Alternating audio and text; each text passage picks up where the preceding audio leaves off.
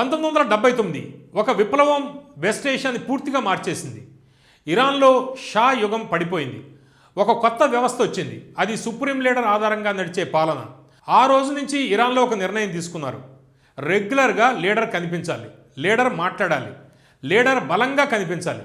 ఎందుకంటే లీడర్ వీక్గా కనిపిస్తే దేశం కూడా వీక్గా కనిపిస్తుంది. ఇప్పుడు 2026కు వస్తే మళ్ళీ అదే ప్రశ్న. Iran supreme leader Mustafa Khamenei ఎక్కడున్నాడు? యుద్ధం జరుగుతున్న సమయంలో అతని ఒక్క వీడియో లేదు, ఒక లైవ్ స్పీచ్ లేదు, కానీ అతని పేరుతో నిర్ణయాలు వస్తున్నాయి. ఇక్కడే సందేహం మొదలవుతుంది. ఇది కేవలం ఒక రూమర్ కాదు, ఇది ఒక ప్యాటర్న్. చరిత్రలో ఇది ఎన్నిసార్లు జరిగింది?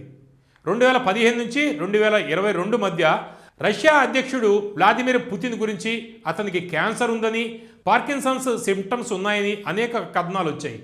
BBC news, Reuters, the Sun వంటి మీడియా సంస్థలు వివిధ రిపోర్ట్స్, విశ్లేషణలు ప్రచురించాయి.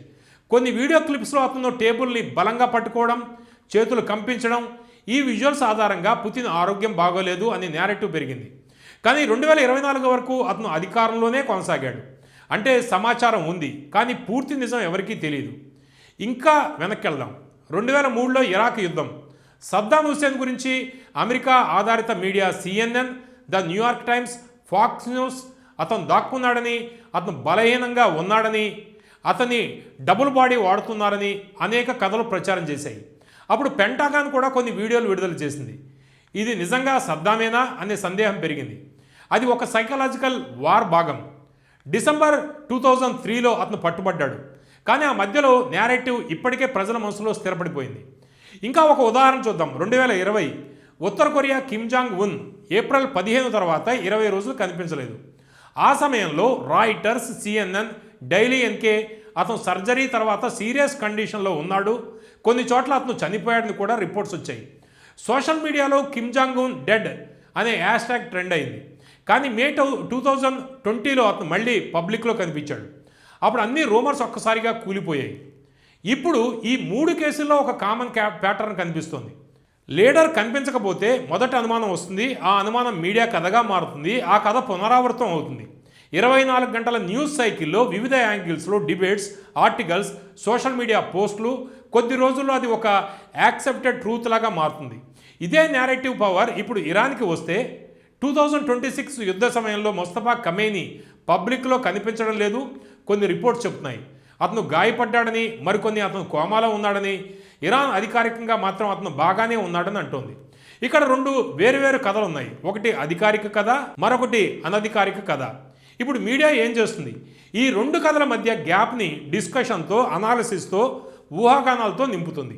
అదే సమయంలో సోషల్ మీడియా ఆ కథను మరింత వేగంగా పంచుతుంది.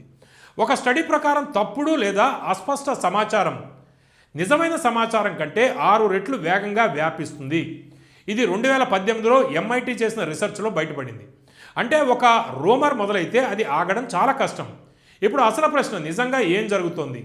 ముస్తఫా ఖమేనీ నిర్ణయాలు తీసుకుంటున్నాడా, లేదా అతని పేరుతో ఇంకెవరైనా నిర్ణయాలు తీసుకుంటున్నారా?